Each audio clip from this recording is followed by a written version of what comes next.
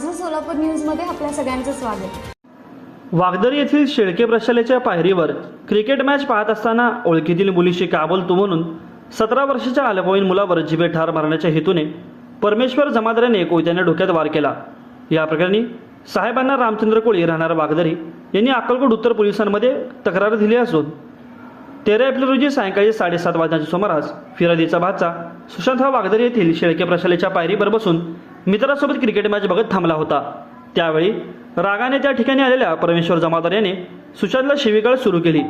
ओळखीच्या त्या मुलीशी तू बोलू नको म्हणून सांगूनही तिला का बोलतो, तुला आता जिवंत सोडत नाही असे म्हणून हातातील लोखंडी कोयत्याने डोक्यावर वार केला।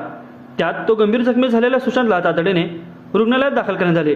त्याच्यावर सोलापुरातील श्री छत्रपती शिवाजी महाराज सर्वोपचार रुग्णालय म्हणजेच सिव्हिल हॉस्पिटल येथे उपचार सुरू असून त्याची प्रकृती गंभीर असल्याचे पोलिसांनी सांगितले आहे।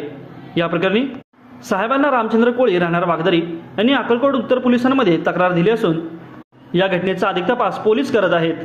माझं सोलापूर न्यूज या यूट्यूब चॅनलला सबस्क्राईब करा आणि बेल आयकॉन प्रेस करायला विसरू नका।